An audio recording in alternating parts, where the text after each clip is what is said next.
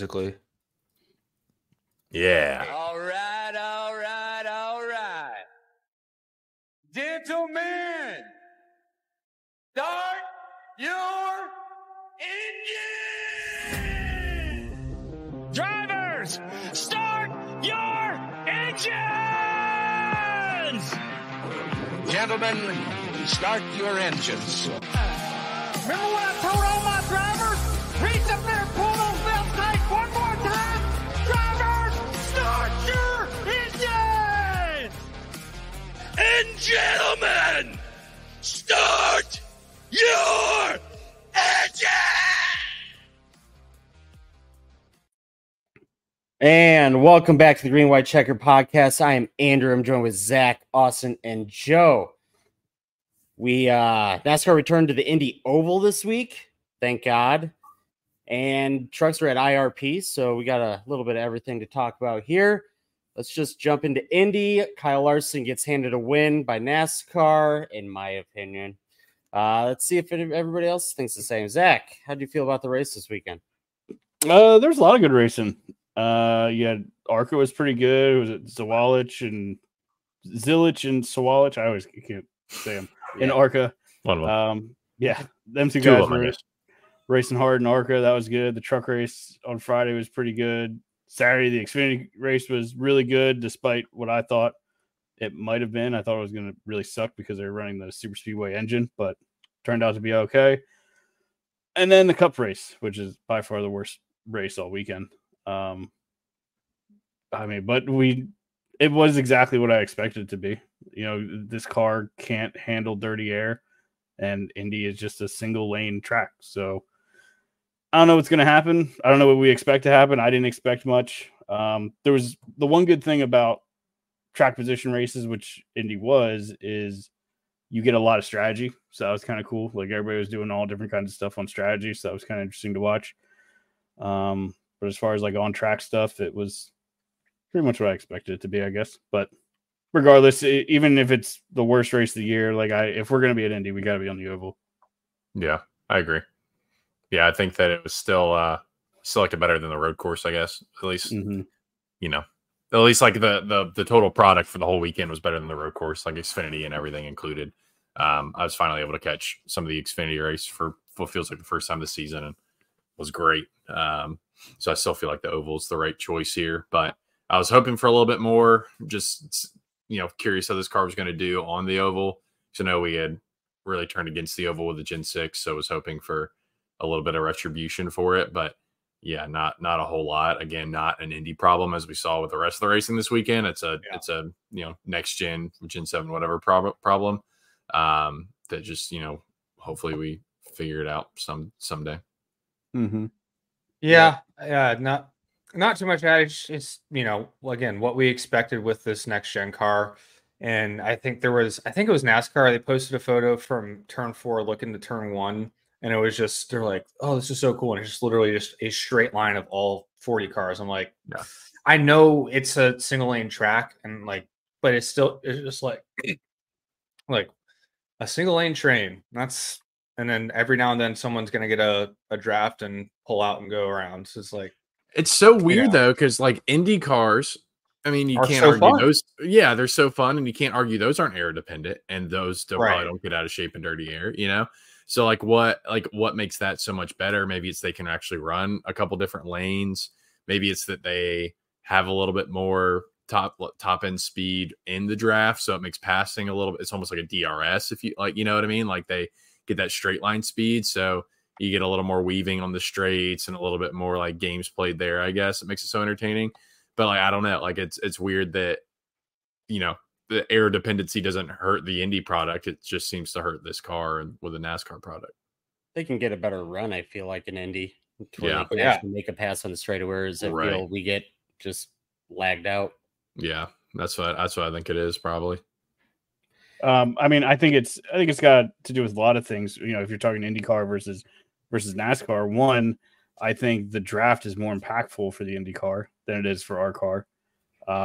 They're able to stay closer through the middle of the corner. And, they even though it's a 1 lane track, their IndyCar is a little bit better at getting a lane and a half, maybe even 2 lanes. Like they can kind of take different lines to the corner where we are just like, you have to take the one line. Right. Because our cars are, they're twice as heavy and they make like the same horsepower and all that stuff. So they can't get the run. Like that's the big problem you see for our cars is they would get a draft, but it's like we don't have, whether it be not enough drag, not enough power, whatever.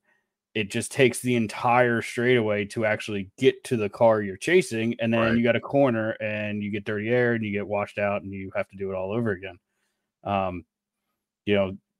The Indy car and even the Xfinity car, like they were able to get like these big runs coming out of the corner. I think the Xfinity car excelled because it does so well in the dirty air. So you don't lose all that ground mid corner. You can stay there and then get a run on the straightaway that actually results in a pass. Right. Where our cars, I mean, you see it all the time. Like you start chasing somebody down, you get stuck, half a second back, and that's about all you can do. I mean, I think, what was it, the end of stage 1, Denny won, and Kyle Larson was chasing him. I think Kyle Larson was easily faster, but I think he just got stuck. So, it's a combination of a bunch of stuff. The car doesn't make enough power, the drag isn't there for the draft, they can't stay close enough together in the corners, and all that kind of stuff just leads to not much passing. Yeah, we see it in the Xfinity series all the time. At least they can get to the rear bumper, the guy in front of them. And I mean, we saw it on the last couple of laps this week where, guys were getting the guy in front of them loose. And we can't do that with air. It's the other way around. You get the guy behind you tight. Yep. So it's just aero problems. I mean, we've gone over it over and over again. I think they need to lower the bumper again and just, I don't know, change some of the which bumper, front bumper or rear bumper? Rear. They got to raise that up. They got to get rid of that damn diffuser. The things are sucked to the ground. Well, yeah, you're right. I'm going the wrong way. Yeah, they need to raise it up. That's right. They need to get rid of the diffuser. It's the underbody is the problem, but also when you get close, with the old one where you could actually like get up under the bumper with the front bumper, right, and get that air to push up on the rear, take some of the well, even the Gen 6 would struggle because that thing, like I posted a thing on Twitter once that showed like a side shot of the Gen 4, 5, 6, and 7. It was a side shot of all of them kind of one on top of the other. And you can just see how with each generation of car, the back end gets lower and lower to the ground and the car gets more and more sealed off. Right. And it's like with each new generation, we complain more and more about dirty air. And I'm just convinced that we're just sealing these things to the ground. And I don't know how it affects the wake, but it's doing something that it affects the chasing car more and more.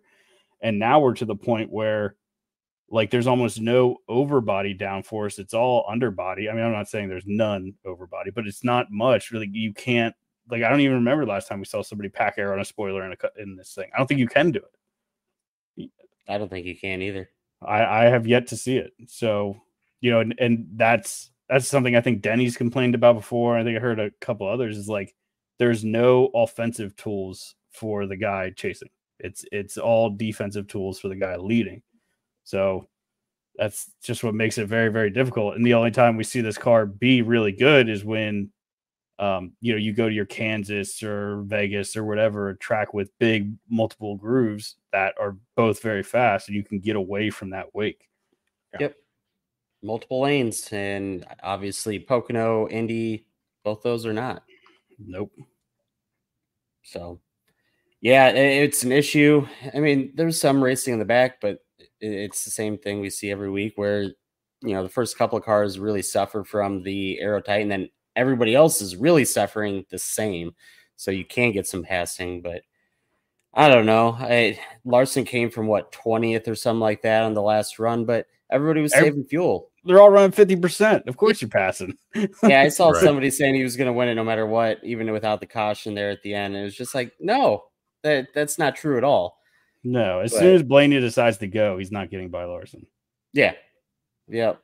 Or Larson's not getting by Blaney. I mean, getting by Blaney, yeah.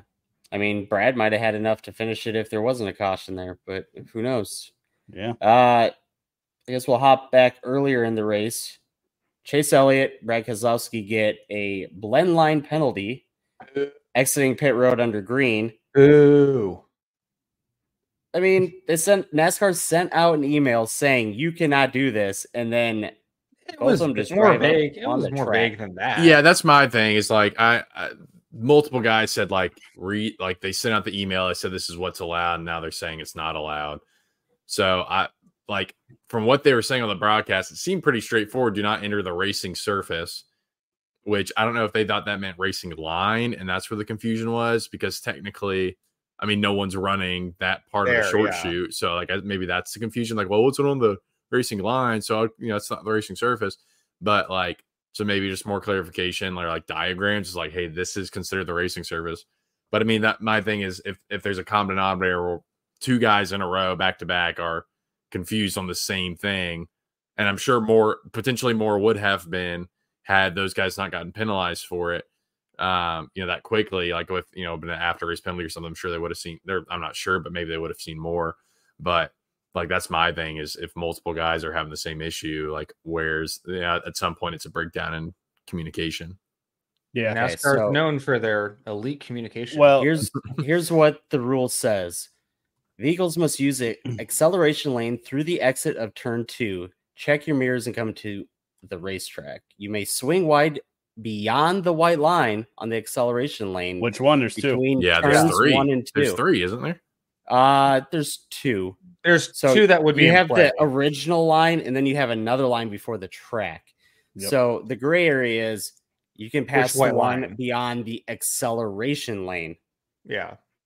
And not the one going to the racetrack. But that's not what the rule says. It says you can go over the line and that's it. The one line. It doesn't say you can go over both lines. Wait, read that part again about going over the line. Like, read that. You may swing wide beyond the white line of the acceleration lane between turns 1 and 2. Stay off the racing surface. Right. Here's my problem. Pretty cut and dry to me. Not really, because here's the thing. Where do we have out of bounds in NASCAR? Where is there an actual out of bounds off of racing surface? Talladega, Daytona, and maybe Atlanta now that it's a super speedway. Yeah. And they tell us all the time when they go to Las Vegas and they cut the apron. Oh, that's part of the track. They're racing down, that white line isn't out of bounds. So there's murky water. There's murky precedent already set. Where is the racing surface in NASCAR? Because we change it. We don't stick to the track. You know what I mean? There's plenty of places where they go and they cut the apron, they cut dog legs and do all this. Hell, Phoenix is the championship race because they literally cut a third of the track off.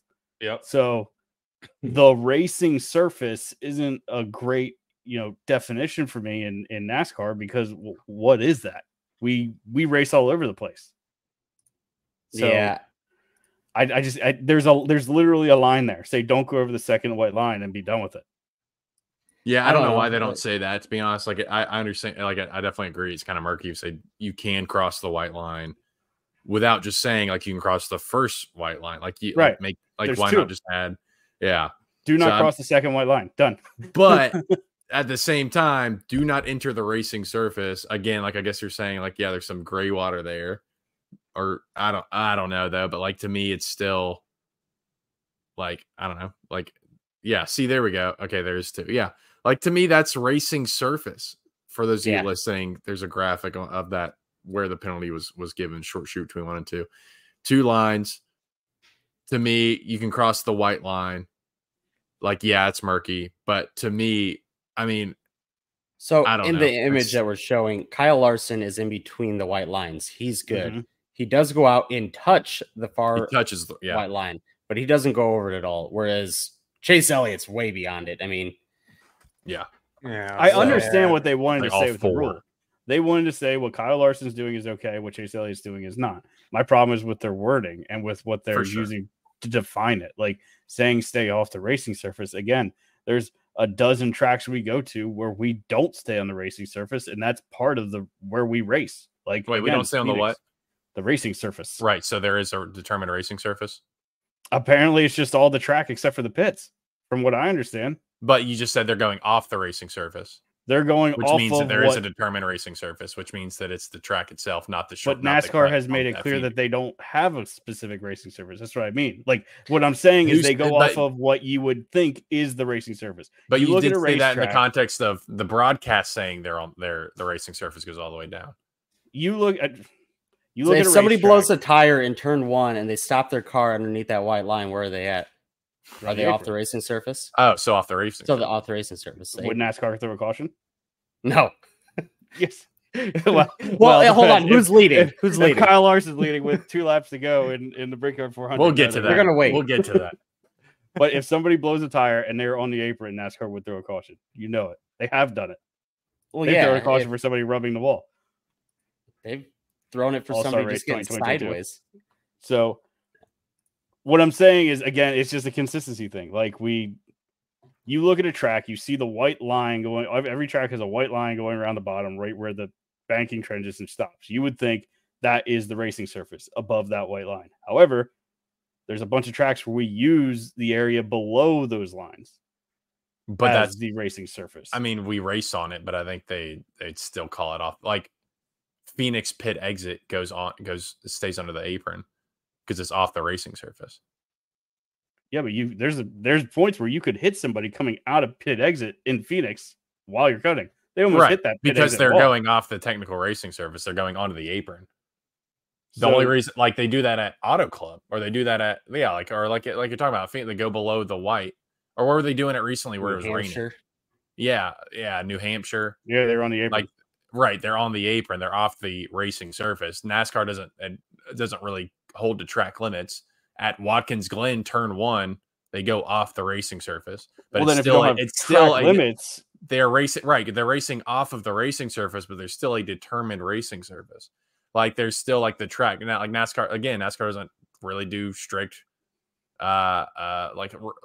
track limits penalties, which we all appreciate. I think we all agree on that. We all are fine without people getting penalized for being a little generous with a racing surface. But that's the point, is there's still there, regardless, there's still a determined racing surface. And so to me, them saying racing surface, regardless of where people are actually racing, it's still a clear-cut thing. Like if somehow at Indy people were cutting below that line on the short shoot, it would still be, hey, that's the racing surface. You're going below the racing surface. So I agree it's confusing. And like I said at the beginning, multiple people had the same confusion. So clearly there was a breakdown somewhere in communication on NASCAR's end. And I think they could have made it very simple by adding simply the word first white line, and first in front of white line. That would have made things way clearer. Yep. But still, by them saying do not enter the racing surface, to me, that's still kind of cut and dry. Do not cross that second white line onto the actual racetrack. But I mean, I get your point, Zach, at the same time. But like end of the day, I think it's still clear that I understand that there is and what's not. I'm not saying I am confused of what a racing surface is. No, I know. Yeah. It's this inconsistency we have in how things are used. You could argue that we use non-racing surfaces as racing surface all the time. It's just the wording of it's just stupid is what I'm getting at. I'll tell you, someone mentioned New Hampshire. It's just like needlessly wordy and complicated. Like just say you can't cross the second white line. Next year it will be yellow. I guarantee it. Oh yeah, double the yellow, color of the line white. doesn't matter. That's so. There's 2 white lines. Don't cross it. Don't cross the second one. Be done with it. I was gonna say, because remember New Hampshire, during the rain part, they were all running over the commitment square, coming off of turn 4. It's like, well, obviously pit road's not the racing surface, but they're running over it, and NASCAR's like, yeah, go ahead, boys. I think it's hard too because in previous years you've been able to use whatever you want coming out of pit road, right? Like this is a new rule. The commitment square is only relevant if you're actually pitting, is it not? It probably is, but I don't know. I just found it interesting. Like they're cutting onto pit road, not a ton, but you're cutting onto pit road, and they're like, yeah, all right, boys, go ahead. Yeah, I wonder too if that same confusion. I think especially if you go into it with this preconceived idea of what you've done years prior when you've run the oval, and that's you could go as far as you want on the short shoot all the way out, if I remember correctly. So you guys were doing like Chase Elliott did and use that. So you already have that idea in, and then you see this email come out and it says just don't cross, or like you can cross the white line. You're like, all right, cool. Like I can do whatever. Don't injure the racing surface. They probably, they said that we could cross the line though, so they probably just mean the racing line. Like we probably stayed, far down on the short chute, be fine. So I mean, I get it. Like again, like I think the wording could have been definitely better in that email, but at the same time, it's like maybe use some critical thinking skills. Maybe even asking the drivers meeting if it's that not clear. Like they can ask questions in those drivers meetings. So why not be like, hey, a little confused on this. Says you can cross the white line. Doesn't say, and it's doesn't say which one is it, and then boom, you're done. But do they still do the proper drivers meeting where everybody shows up? I thought for some reason I thought they do. But I think I want to say it's just really crew chiefs that go anymore. When I went, I've been to a driver's meeting, so I can speak on this. When I went, the drivers were there. But that was 2016 or something, 2017. So yeah, I feel like it's like a post-COVID thing. Like I know during COVID they were doing like it wasn't like there was so much there. Video call things. Right. I didn't know if they were still doing that or if they actually. Then again, I did see a picture of Kyle Busch and Larson and Bubba all sitting in a room, which I presume to be the. I think they say, yeah, I think it's like an open invitation for the crew chief driver, and I think usually it's just crew chief goes, but who knows? We would know if you guys would like follow, subscribe, and it would get us the opportunity to thumbs up races and get credentials. Hopefully Michigan. I'm hoping. Fingers crossed. Should be hearing any day about that one. But yeah, hit that like, thumbs up, subscribe. Everything helps out. We're on Twitter, TikTok, Instagram. We're everywhere. Just look us up, the GWC Pod. All right, back to this race. Obviously, we had that whole exiting pit stuff going on there, but we had pit stop strategies the whole race. Everybody was kind of on a different strategy, it felt like. I missed the first 20 laps of this race, I think. Came back. Kyle Busch is leading. I was like, holy shit, what's going on? And then a minute later, he's off the board. I don't know where he's at. And that's pretty much him for the season. Sorry, Zach. I mean, he was only out front because of pit strategy and stuff like that. Yeah. But he was running top 5 until we fucking wrecked. But, Yeah. But, so Brad ends up at the end of the race leading it with, a couple laps to go. He's got 6 laps less fuel, I believe, than everybody else. Then you had Blaney, who was close. And then there was, a couple guys coming with Reddick and Larson, obviously. Hamlin was close on gas. A bunch of other guys close on gas. We're all kind of getting excited. Are they going to make it? Are they not? And then we get this wreck at the end, which Zach just kind of alluded to. Yeah. Throws everything out the window, right? So we get some guys come pit, some that don't. That's when Hamlin pit, I believe. They said they cannot make it, which, I don't know. I think that's a good call. Unlike Brad Keselowski, who stays out, is going to just go for it no matter what. And I don't think it was, though, because Hamlin was on the same fuel strategy as Blaney. So how did Blaney make it and Hamlin didn't? Hamlin, they said they didn't think they could make it. So they pit, and hopefully they were hoping for a caution. Didn't work out because they were the caution, but they were just hoping for another caution. Everybody else would pit. They gain all the spots back. They'd be up close to the front again type deal. They're going to jump everybody. It didn't work out, right? Nope. Especially because there was a red flag. To help save everybody fuel. Yeah. Which, I mean, bullshit. I'm okay with. I'm okay with it. Yeah, because Reddick finished second. He was going to finish second anyways. No, well, I shouldn't say that. If it stays green the whole race, then no, he won't. But Reddick was flying. Let him run out. I disagree. When we went back racing after, who was it? Reddick, Larson, Chase Elliott, a couple other guys had pit for gas. Reddick was leading that group. He had passed Larson. I was like, hell yeah, let's go. And then I think he got stuck behind who's in the 71? Smith. Zane. Yeah, Zane. Got stuck behind Zane. Larson passed him with a pretty dive bomb move, which was what Larson was doing all weekend. And that was pretty much what ended up costing him the race. I think he could have had it if NASCAR didn't pull their bullshit. But so for those that don't know what happened, so we're going to go green. Brad chooses the inside line. Blaney picks the outside because he knows Brad's low on gas, probably going to run out, probably accelerating, right? Well, Brad runs out, coming to the green, pulls the pit road. Larson and the whole bottom line moves up, basically giving Larson the lead. Yep. Larson just soars into turn 1, takes the lead. That's all she wrote. But I want to ask, do you guys think Larson jumped the start?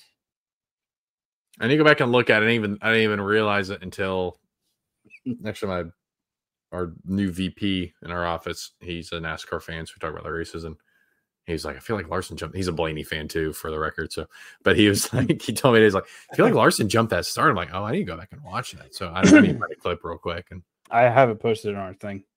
Yeah, I also our show sheet. All right, perfect. Yeah. Oh, yes, perfect. All right. According to Denny, who looked at the SMT data, Larson did not launch early. He said they launched at the exact same time. And Larson had a 2 mile an hour. Well, more than rolling faster. Blaney. Yeah, rolling faster. So in my mind, he's jumping the start. He's not the control car, right? So first of all, he's going faster, and he goes at the same time. Like the same time, things doesn't even look like he's rolling faster though in this clip. Like it looks like they are squared up, like squared up. Which one did you post? The in-car of Blaney's. I posted. I don't know. It looks like Larson jumped from that. I mean, based on if Denny looked at the SMT, like that's reliable. You know what I mean? Like more reliable than us just watching the replay, guys. Like maybe, I mean, Blaney's low on fuel. Maybe there's like a sputter, or maybe there was like something, the fuel wasn't burning as hot, so he didn't get as like fast as a jump or quick of a jump. You know what I mean? Maybe they hit the gas at the same time, and since Larson had more fuel, it just, I'm not a car expert, of course, but I don't know. Maybe that's something to do with it. But I mean, if Denny's saying he looked at the SMT and they're the same, I feel like that's kind of more reliable than us speculating watching the replay. Yeah, I don't think it matters if he did or didn't. It's that bottom lane. We just said it. It's a single lane track. I don't think Blaney's going to be able to hold it up there. Not only is he got less fuel, he's got older tires. So right, it's, I don't know. They handed it to Larson there, I feel like. Could they have thrown the caution when Brad pulled off? I don't extend it. I don't. Just my like thing one is more. Wouldn't lap. it be easier just to say that you can't pull up to the front row? I wouldn't mind that. Just leave it empty. Stay in position. Yeah. Like everything else, fine. Yeah, close it up. I get that. But I feel like you can't hand the lead to somebody else, especially after you choose, right? Right. Yeah. Yeah. I don't like. Yeah. I think stay in your spot. And I think I had a couple thoughts of this. I think you either do that, or what you could do is if you did roll one more lap. I don't like the idea of choosing again, because now everybody's in different spots than they originally were when they first chose, and that'd be a whole mess. I think what you do is you either do what you just said, Andrew, or whoever's in that row that had somebody drop out, in this case Blaney, they get to choose. He gets to pick what lane he wants. The open lane then moves up. If you watch it, when Brad pulls off, Blaney started to go left, and then Larson floored it and got there. So, I mean, Blaney knew what was going on. He was screwed. It's just, I don't know. I honestly don't see NASCAR changing anything because it worked out for him. Oh, no. I kind of don't want them to change anything. They're in a habit of making everything super fucking complicated right now. So, just hold on. I don't like it, but whatever. I don't know. Front row, don't move up. Boom, done. It's over. Yeah. Or you let the leader decide, or whoever's on the front row decide, and then that lane can move up after to where it would have been, and I think Reddick or whoever was behind Blaney there. Yeah. So. Yeah. I mean, that would all be one quick movement. Like, oh, Blaney, choose your lane quick. And then open lane, move up one. Yep.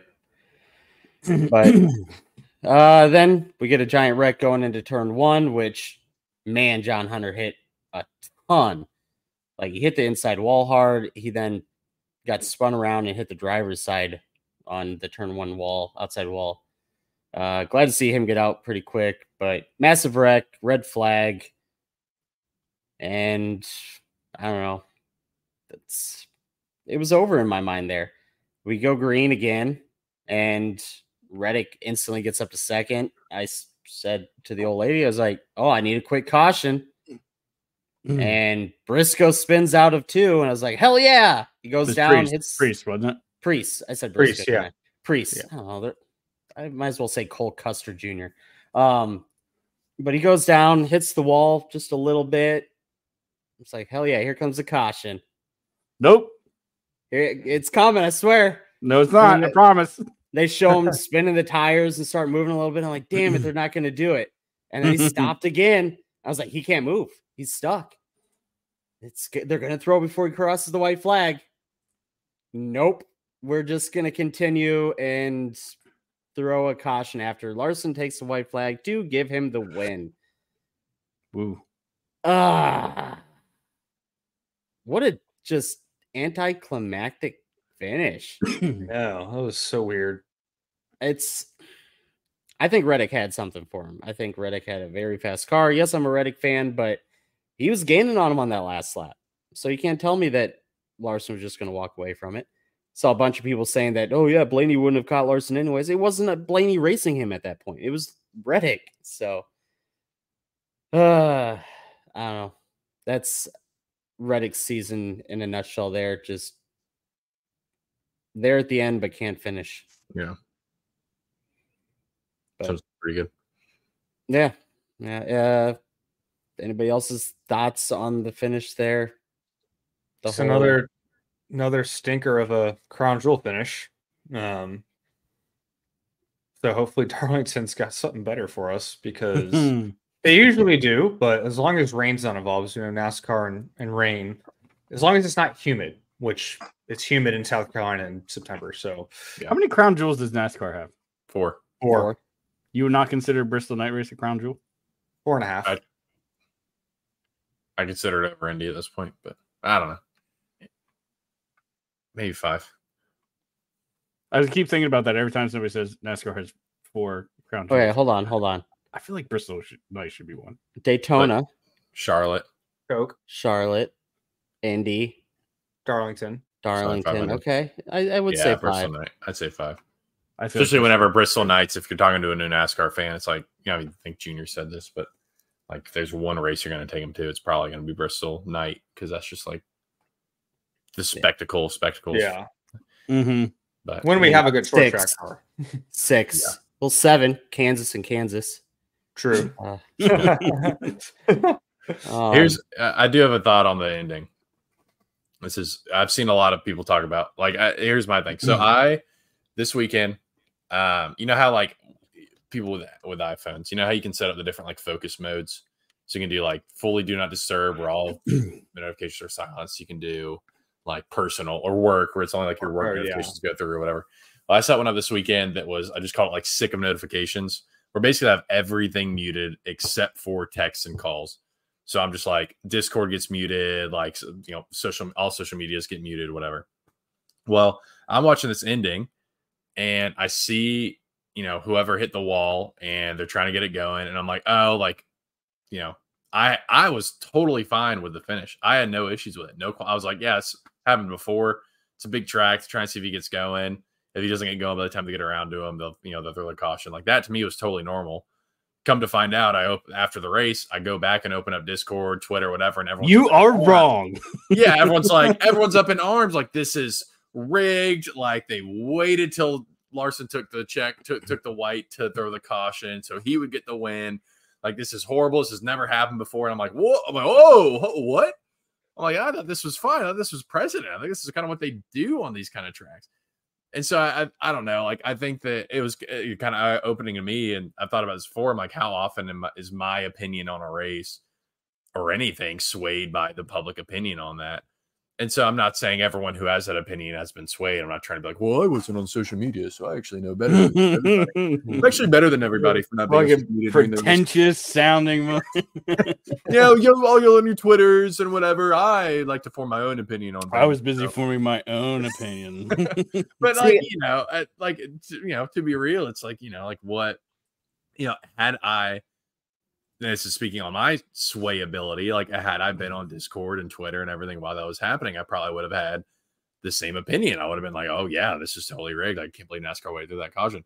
But I'm sitting there just like absorbing the race and not till like after it happens. So I pull everything up. So I don't know. Like I saw the clip from Junior's podcast where someone posted it in Discord and they were, like, of course, Junior has his opinion, but they were bringing up these Junior was like, I thought it was fine. I had no problem with that finish. And then people were bringing up the examples of, or they like, oh, Nashville, this guy spun off the track. They called a caution and they did it again. I'm like, well, Nashville's what, a mile and a half? Then they brought up Kansas too. Same thing happened. Like someone spun, didn't hit anybody, but threw the caution during overtime. I'm like, that's also a mile and a half. Like Indy's a massive track. Like, they plenty, lots more time for someone to get rolling and get going than out of Nashville or Kansas. So like, yeah, they have time to wait and see if he's going to get going. He's kind of off the racing surface. Sorry to bring up a trigger word for you, Zach, but off the racing surface. So I don't know. I was like, all right, then he tried to get rolling. He rolled on the racing surface, whatever. But I don't know. Like that's my thought is I didn't have an issue with it. I wonder how many people wouldn't have an issue with it had they not been just seeing what everyone was tweeting or whatever at that time. But I feel like now people are really up in arms about it, partially because everyone is up in arms about it. You know what I mean? When NASCAR lets it go, though, where is that guy spun out? Because I can think of a couple of times where it was in like turn 4, right? To where they can pretty much get that full lap in and then throw it to where you know what's going to happen. I don't feel like that's the case here. You had 3/4 of a lap to throw a caution, half a lap that you knew he wasn't going to get going. And yet he's, we're going to call the race in turn 1. So why not just throw the caution then? Because I don't know, obviously Indy's really big, but if you're going to throw in the first turn, what's the point? Right. I don't get that. And the other thing is, this is the first week that NASCAR has a freaking switch to raise a car up if they have a flat tire so they can get rolling again. Yeah. This was the first week they used it. I didn't know they actually had those yet. Yep. And so I'm guessing they did this to Priest's car to even help it a little bit. It didn't. Throw the fucking caution. I don't know. I want to see a good finish. That's, I guess, it. Yeah, I mean, I do too. And I think it's a combination too of the whole Blaney losing this on the restart and then Larson kind of getting this free lap, right? There's definitely a lot of things that played into Larson's favor. It's just the whole thing is just weird. Like it goes back to what we always talk about, consistency. Like I've seen NASCAR throw a caution because somebody got sideways, and here you actually had like a full wreck and they don't. So it's just like, well, what are we doing? What is and what isn't a caution? If this happens on lap 5, is this a caution right away? I feel like probably. Yeah. But also it's not the end of the race. We haven't just had 5 cautions. We haven't just had a red flag where we sat there doing nothing for 15 minutes. I think that probably plays a factor too, where they're like, well, let's do everything we can to see if he's going to get rolling rather than throwing caution and having yet another overtime. And who else was on Larson's strategy there? Who else had that much fuel left? Wasn't the next Reddick? Yep. Second place. Yeah. So I guess that's fair. I mean, like my thought was, well, now it doesn't matter anyway, because everyone's pitting at that point. If you're throwing a caution, like Blaney's not making it. No one else on that strategy is making it at that point. So everyone's going to pit and then Larson gets the win anyway. But I guess if Reddick was right there on the same strategy, I can't remember if that was him or someone else. I mean, obviously it's not really a point anymore, but I don't know. Like, I think that probably plays a factor in it too. Like, again, I still don't really have a huge issue with the finish. Like, I get everyone's points on it, but people saying it's rigged or whatever. Like, I feel like I've seen NASCAR do the same stuff a lot where they, on big tracks, they wait to see if the guy gets rolling before they throw the caution, and they wait until they're rounding the corner to the guy to throw the caution. I don't know. Like, I still don't have a huge problem with it, but I know people. I'm going to say this. If you go into a race and Rick Hendrick has any special event, if he's the Grand Marshal this week? Yeah. And then Kyle Larson has a special Indy paint scheme, I bet the fuck out of Kyle Larson winning. And if you didn't, the writing was on the wall. It was going to happen. I told you as soon as I saw that pace scheme, like, oh, he's winning. Yeah. I think I posted the Hendrick thing. I was like, oh, betting him this week. Mm-hmm. So I don't know. They're in the entertainment business, and I'm just gonna say that's it. Kyle Larson, NASCAR's new favorite driver, or most popular driver. Yeah, it's coming, Joe. Have you prepared? No. Are you ready? I will say that I listened to the teardown, and Correct. Jeff Gluck said, "What is NASCAR supposed to do in that situation? Throw the caution. Pretty easy." He basically said there's nothing else they could have done. 100% could have thrown a caution. But I said they got soft. Zach, do you think they're getting soft? I don't know. I think they have some business ties now. They're with Sirius XM and NASCAR radio and all that stuff. So, I'm sure they have to go about things a little bit differently. Yep. All right. Well, that tightens up the playoff picture quite a bit. Bubba has closed it within 7 points on Ross Chastain. Chris Buescher is only 17 points ahead now. So, close it up pretty quick. I mean, even Ty Gibbs at 42 up. I mean, it's getting pretty close. We've seen Bubba close that in, 2 weeks? So, yeah, we got a cut line battle again. So that's exciting. I thought Bubba had a good shot to win this week, and I was like, oh, it's going to throw everything off. But no. He's doing what Kyle Busch needs to do and just get good finishes. Like, quit overdriving it, quit pushing. And I know Kyle's not going to point his way in at this point. Like, he is winning in, but like, just to go on a little side tangent as a Kyle Busch fan, like, they just for the sake of building momentum, like, you just got to start getting good finishes. Just get that top 10. He was going to get a top 5, even because he was running 6th. He was trying to pass Denny for 5th, but Brad was still going to run out at that point. So, right there. Sorry, go ahead. Huh? Just, sometimes you just got to take the day. And I think even Denny, like, Denny's got to race this smarter because he was within 20 points of that, of Larson or Chase or whoever's the championship. Yeah, whoever's leading the regular season points. Ooh, 43 back now? Yeah. I mean, they buy that. Like, I know you're trying to get the Brickyard 400, but like we've seen it time and time again. Winning that regular season championship matters. Like, I mean, it carried Martin Truex. Martin Truex didn't do jack shit last year in the playoffs.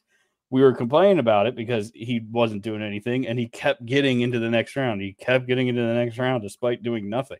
So it's like those points will carry you far. So I mean, at this point in the season, I'm points racing. Like, the hell with wins. I know we say how important wins are, but I'm chasing that championship. It's like it's like with Jimmy. I said, Jack Knaus. Is that Jimmy's crew chief? Yeah, he was like at that Roval race where he spun out with Truex. Chad was like, I wish I would have just told him just to back off. Like, we could have point stand at that point. And now I know there's a playoff race, cutoff race, and everything. It's like, wish I would have told him just not worry about. Like, we would have been in had he not done that and he dropped some spots. Same thing. It's like, that's in defense of the playoff system. It's part of the strategy. It's like, do you gun it for that win and give it your all and try to go for wins every race and run some risky strategies to get wins? Do you play it safe and hope he points in, go for points and then do like Bubba's doing, just get good finishes and get points to try to points in? I don't know. Like, I think that's kind of fun. Like, different strategy options there. But anyway, like, I think I agree. That's what Kyle needs to kind of focus on. But with him being 112 back right now, like, I understand. I thought it was more. That's what this graphic we have on the show sheet says. 112. I thought it was like 150 back. Oh, it's not as bad as I thought. All right, we're good. Yeah. Also, side note, Todd Gilliland. 20th. Now 21st. That's shocking to me. I guess Michael has had some wreck outs. But anyway, Todd's been running pretty good. Todd's been running good too. But with what Zach was saying, as far as championship points being able to like take you to the Final Four, Chase Elliott and Tyler Reddick, man, they don't have championship points. They got Tyler Reddick's got 8, Chase is 6. I'm rooting for both of them over Kyle Larson because Kyle Larson's gonna right now, if Kyle Larson gets 15 bonus points on top of his 20, He's locked in. He's locked. Let's put him in the Final Four. I mean, he's winning the championship. You can mark it now. He's my championship pick, hands down. It's the Hendrick 40th anniversary. He's getting it. Yep. But yeah, I mean, it's just amazing to me that teams aren't, especially teams like a Denny Hamlin, like you have 3 wins this season. You have a good pool of playoff points. What does he have, like 20 something? He's like 3rd or 4th on the list. You need to start. If it's me, I'm points racing the hell out of every race. Right. Mm-hmm. I'm chasing that championship because there's been a couple times where Kyle Larson and Chase Elliott, they both slipped up and they haven't been able to capitalize on it. Well, Denny's thrown away 3 or 4 good finishes this year. Yeah, it's like you can't do that. No, like the Texas one was stupid. This week, I mean, I don't know. I feel like you try to stay in it. I get the reasoning for pitting, but I don't know. This is the second time. This is the second time Gabehart's tried to pit him early, and I'm not going to sit here and act like I'm smarter than Chris Gabehart, but like they did this here, and they did this at Nashville. It's just like I don't think this super early pit strategy is really the way to go because then on the back end you're just screwed if anything doesn't happen. And let's be honest, we do know NASCAR, and we do know they do like to throw a late race caution for anything. Unless Larson's leading. But I'm just saying, like, the 30 to go window, like they like to start throwing cautions, and then who knows what happens from there. So I don't like putting yourself on that strategy. And then you look at Kyle Larson, who pits late, and he loses all his track position, but now all these assholes are driving 50% throttle, so he just drives through the field like nothing. Yeah. So I'd much rather be on Larson's side of things than having to like run 50%. Yeah, I'm hoping Chase can retake the lead here, or Reddick. I mean, Reddick stayed 15 behind, but Chase lost the lead and is now 10 behind. So, yep, I'm rooting for Chase. Chase or Reddick. Or Reddick, yeah. I mean, Reddick, if he gets those 15 points, he's past Denny Hamlin now in points. But yeah, with 8, you can't do anything. Yeah, and I still don't like the playoffs, like the championship points thing. I don't like that carrying you all the way to the Final Four. I think that should give you points for the first round so you can clear that. But I think after that, you should lose those points. Yeah. All right, let's jump to Xfinity. Riley Herbst gets his 2nd win. And holy crap, what a battle between him, Almirola, and Custer. They were just going back and forth the last 2 laps. They were sideways, 3 wide. Great racing, proving again the Xfinity car is the best car. Yeah. Didn't look like there was too many people on the front stretch. They had big yeah, that was weird for the Xfinity. Did you see that? Like, yeah, it was blocked off. Giant banners. You see it at weird. You see it at sporting events and like weird spots for like advertisements, but it wasn't for that. Like by the flag stand, it was an American flag, which cool. But then it's just like big black areas. I don't know. It was weird to me. Yeah, it's kind of hard. It's like I want the Brickyard to be packed like it was in the 90s, but I know that's never going to happen again. I mean, that's just not realistic. And the problem with the Brickyard is it's like a 250,000 seating capacity. Yeah. So this goes back to what we talked about, about Bristol versus like a Phoenix. Bristol can only sell half its seats, but it's still more people than a Phoenix sellout. So, I mean, they were saying there's like 70, 80,000 people for the Cup race, which is good numbers, but like you just put that into that giant facility, and it just looks like it looked empty. Yeah. Crazy. Well, I think didn't they say that was the most they had there since like 2017 for a race there? 2017 or 2018, that's what I thought. So like that's great, and build on that, but we got to get a not piece of crap car. Just switch cars. Give us the Xfinity car with 1,000 horsepower.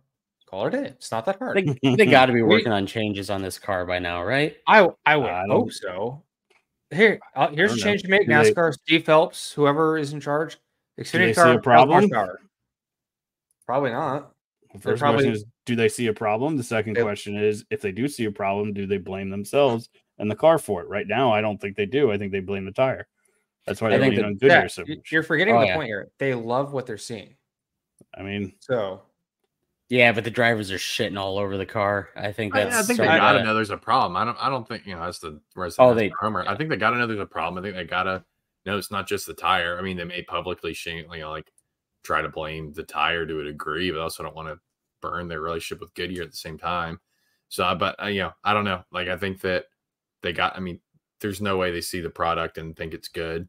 Like, I mean, I know they've said in the past about like what we're seeing, but I think that they have to know. They have to be working on something behind the scenes. They're probably scrambling behind the scenes to try to figure out what the hell they're going to do about this car on short tracks and everything. But I don't know. Like, I don't think that they're that naive.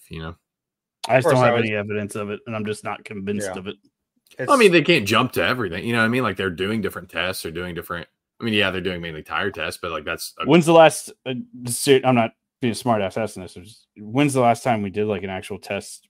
You can be a smart ass. We're allowed. They apparently just did a Bristol test. I didn't want to sound like I was just being like. No, you can be. I will. I've been a dick. They're doing stuff. Well, why don't you tell me? Tell me what exactly they're doing. Huh? When's the last time they did a test on this car that you said they're being fake news? Yeah, give me exactly the breakdown for me.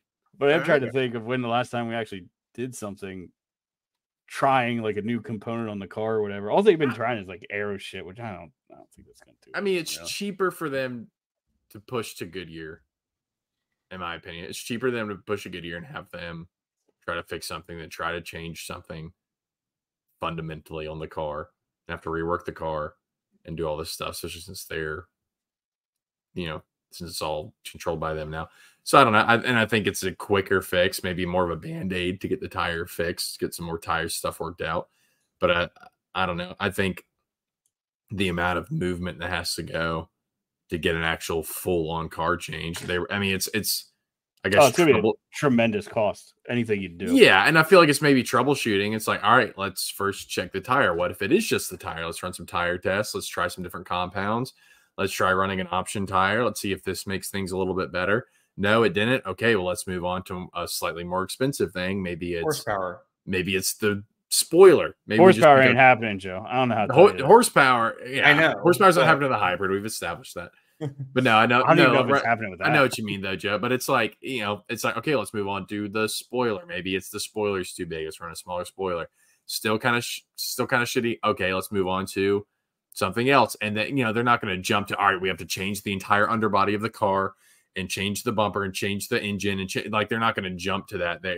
It's not a good business move, I guess, financially, especially I'm sure NASCAR's not necessarily swimming in cash at this point. So they got to move on what's cheapest, which is the tires first, and then move on to the more of the car. But I think they're fully aware. They're just going through a troubleshooting process to try to figure out if there's a cheap fix before jumping to this really expensive options.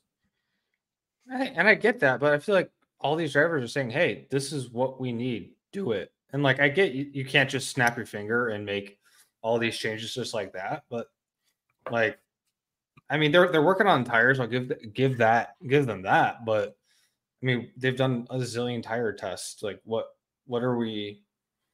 They did a test not too long ago, and I can't remember the track, where they did run different engine packages with more horsepower. But also, like, if the drivers are saying one thing, it doesn't mean they're right. Like, right, that's true. We need more horsepower. It's like, well, that is the most expensive option. So they're all saying this, but we're not going to do that yet. It's not going to help you, though. What do you mean? More horsepower is not going to help you with aero tightness. No, I know that's not the magic fix. No, I know, but a lot of aero too. Yeah, but if all the drivers are saying, "Oh, it's the underbody," then again, that's probably a pretty expensive fix. It's even for the teams. Like, I'm sure the CFO of these teams are like, "No, it's not the underbody. It's not the underbody. Please don't be the underbody. The underbody can be really buy all these new parts. Super cheap fix. Just don't put the fucking thing on. Yeah, true. Super cheap. It's true. There you go. Leave it off. I'm actually going to save you money. I'm going to save you money by this change. But I don't know. And again, like, who knows what? Maybe NASCAR has some kind of contract. Is Dallara the manufacturer? Or am I making that up? Yeah, it is. Yeah, maybe they have some kind of contract with Dallara where, hey, we're gonna buy, or we're gonna guarantee our teams are gonna buy at least X amount of diffusers from you. And so now, maybe there's some weird contractual stuff going on. I have no idea. Obviously, there's probably outs of all these contracts, but those are probably not cheap either. So again, I think NASCAR's aware. I think the reason they haven't done what we would presume, what even the drivers maybe presume is the best fix, because those are not the cheapest fixes. They're going to start with the option.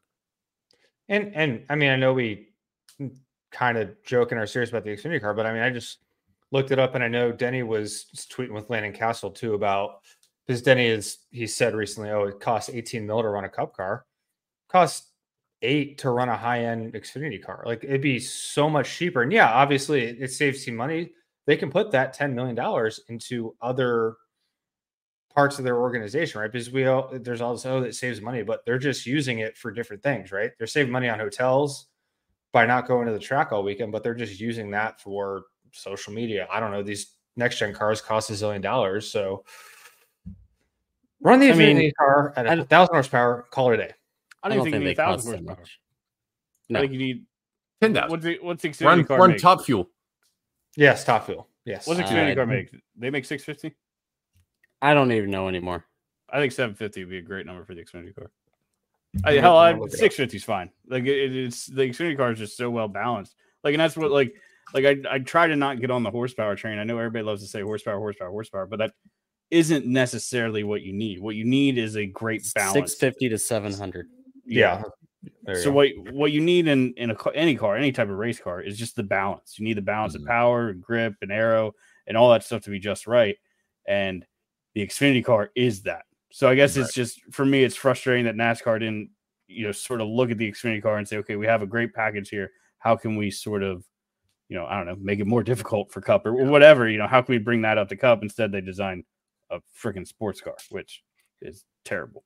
Did they do that because they own IMSA also? I don't know. I think part of it, they were leaning more into road courses. They're trying to go more that route. They're trying to go the route of, I don't know how much of it is really save the team's money, but at least single part suppliers. I guess that does narrow the gap of, the haves and the have-nots, It brings the teams closer together and all that stuff because they're all buying the same parts and pieces, not making stuff, whatever. But I don't know. Well, I still think you can do that and have a car that's like the Xfinity. Like, there's nothing that says you can't have a third-party producer, parts manufacturer making an Xfinity car, for example. Yeah. Landon Castle says it doesn't cost $18 million, by the way. To run a Cup car? Yeah. To run you what see that kind post? of Cup car? Yeah, he's trying to. If it's Landon Castle, it's going to be a dead last place Cup Starting car part. that's 10 I mean, I'm seconds sure off you pace. you could run a Cup car for the cost of race fuel, but Yeah. All 2 laps that you run it with. Where do you want to finish? That those things matter. And I mean, I don't think Denny's just talking about the actual running cost, but there's engineering. Here's and all what he says. about NASCAR is not making you hire 100 engineers. NASCAR is not making you rent private jets. NASCAR is not making you spend $250K on a pit box. That's what Landon said. Yeah. Yeah. Well, then I don't know. Well, I think Denny, true, but Denny, also you have sponsors entertained. You have you have team members to recruit. You have if you want to compete, you have to spend the mone. Yeah. Landon never competed, so guess what? He didn't spend the money. Yeah. Like Sure. NCAA is not making what? Who had a huge? Like, I feel like UT probably had a huge renovation recently. I hear all the time like, oh yeah, these college football teams put $100 million into revamping their locker room, and yeah, it's NCAA is not making them do that either. But if you're going to get anyone there, like you want cool facilities, and that's what Denny. Iowa just did theirs. Yeah, that's what Denny talked about. Is I just did mine in college football 25. But for Ohio University. So, I don't know. It's like, did you say Ohio University? Ohio, whatever it is, not Ohio State. It's Ohio. Oh, not Ohio State. Okay, not Ohio State. Ohio University. That's where that's where my dynasty is, or that's not my road to glory is with Ohio State. I'm actually with, don't kill me, Joe, but UNC Concord. It's my dynasty team right now. So. Hey, you said the name right. I'll give I got the name right. Don't worry. But anyway, I don't know. Like, there's different aspects to it, and that's what Danny talked about as a reply is you need good facilities. Yeah. I mean, you can run it. Money. Right. You could run it cheaply. Do you want to run for race wins and championships, you're talking about a different bag It's of money. in any sport, right? Right. You know, you have to have the best equipment usually to compete. And that's in like, racing, you have to have the best equipment.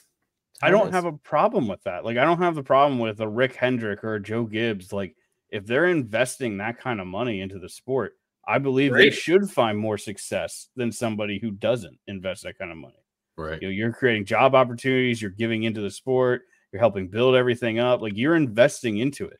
So if you're willing to put that investment in, why should you not find more success than somebody who isn't? Right. I agree. Yep.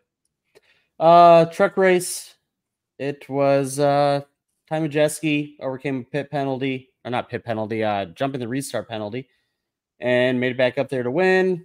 Yay, Ty. Other than that, Heim was mad at Eckes because, I don't know, Heim thought he got pinched. He really didn't. I think once he sees replay, he'll probably apologize. But yeah, that was the truck race. I like short tracks and trucks. I think they need to go They're race great. more. Oh yeah. I mean, back in the day when you ran Bowman Gray and stuff like that, like that was great. I loved it. Mm-hmm. But somebody on one of the podcasts, I can't remember, said that trucks should just go to short tracks, and I really agree with that. I think it'd be cool. Almost like a cars tour kind of situation. I'm okay with them running a couple of mile and a half. I mean, maybe a couple sprinkled in here and there, but like primarily short tracks. Yeah. Yeah, give me one or two. Well, no, let's just make it one road course, a bunch of short tracks, mile and a half for two, and gotta have your Daytona, Talladega. Yeah, sure. But let's jump into Survivor. I gotta pull it up. I forget what happened. Where's that? Who did win? Drake won again. 2 for 2. On a roll. Don't call it a comeback, baby.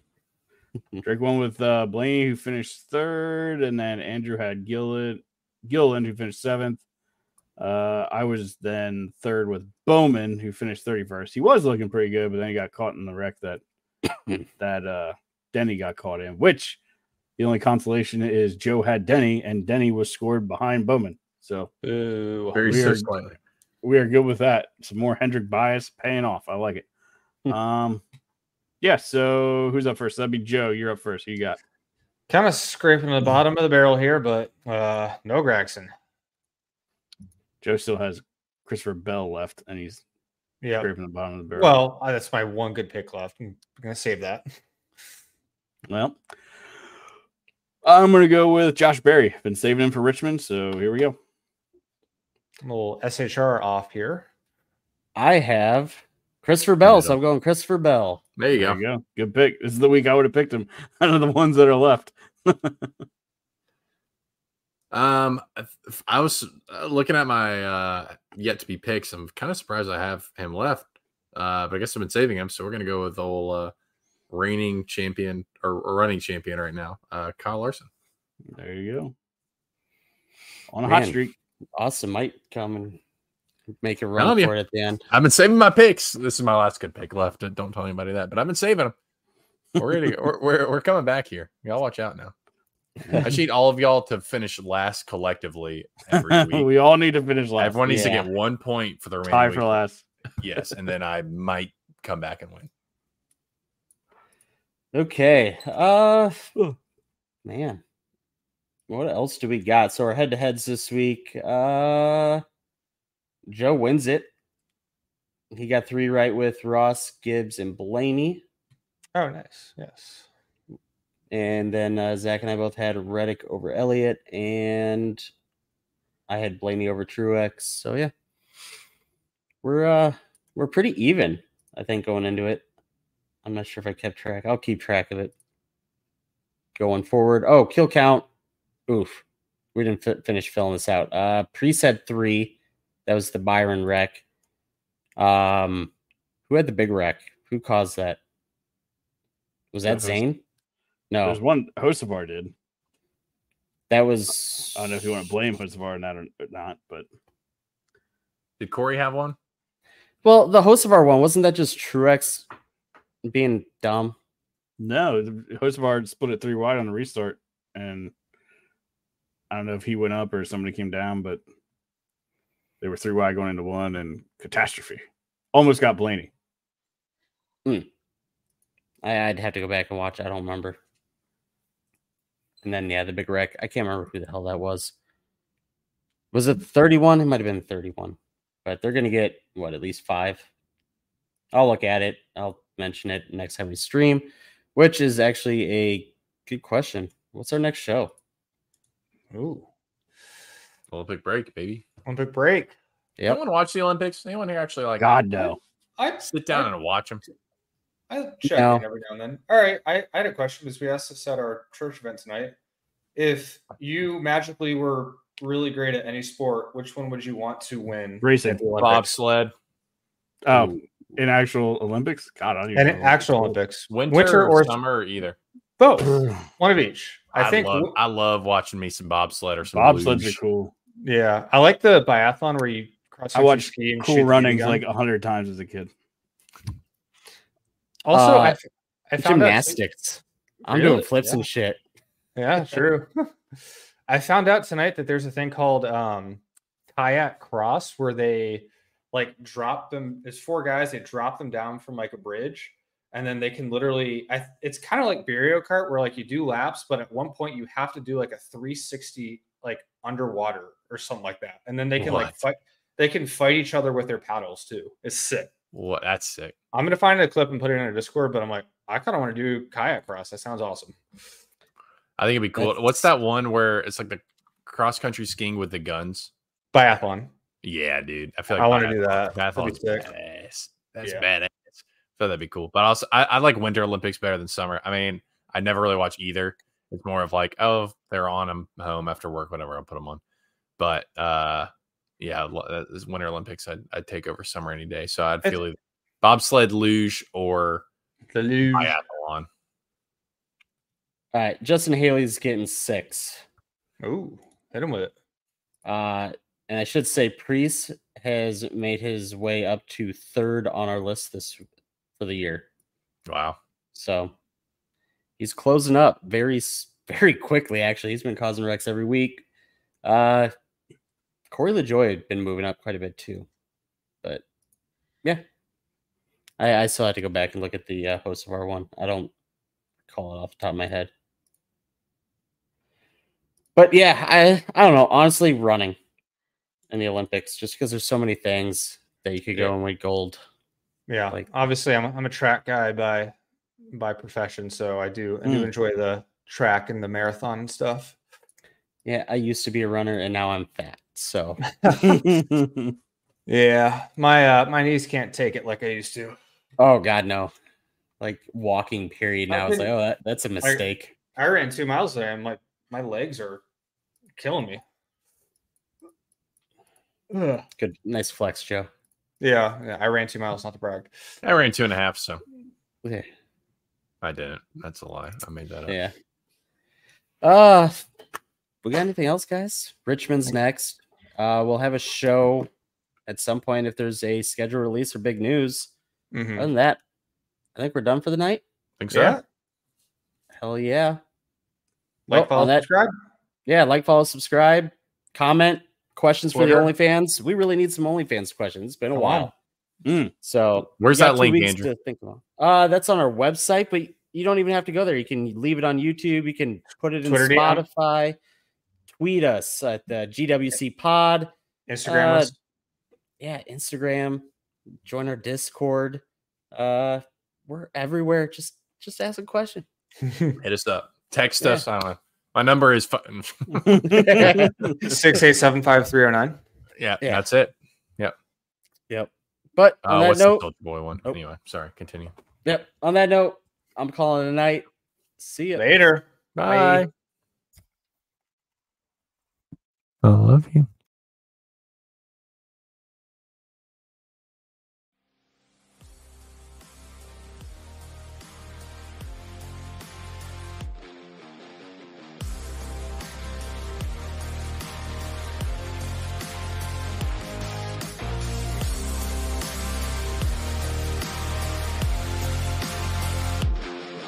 Thank you for listening to this episode of the Green White Checker Podcast. We hope you enjoyed it. For more from the boys and the podcast, be sure to follow us on Twitter at the GWC Pod for the podcast, at Biggles TV for Zach, at ShakenDrake_TTV for Austin, at Picks by Fitz for Andrew, and at J_Sully10 for Joe.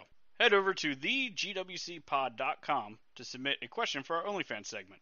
Thanks again for listening, and we hope to catch you again next episode.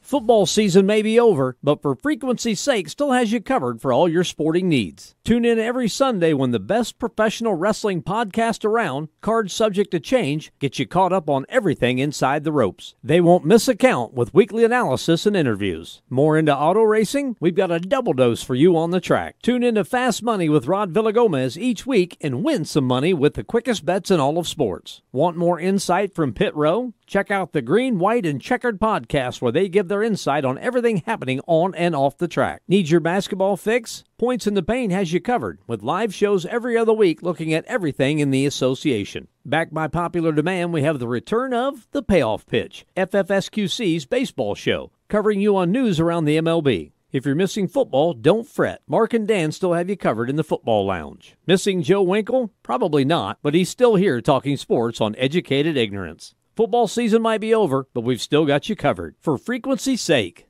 you know what we mean. For frequency's sake is brought to you by Durham Remodeling, serving the Quad City area's remodeling and repair needs since 1973. Clint's Draft House, grab a bite and a pint. 7th Street Moline. Lopez, New York-style pizza served up by the slice or pie, Davenport. Lifted Energy, energy drinks, coffee, donuts, and more. #GetLifted.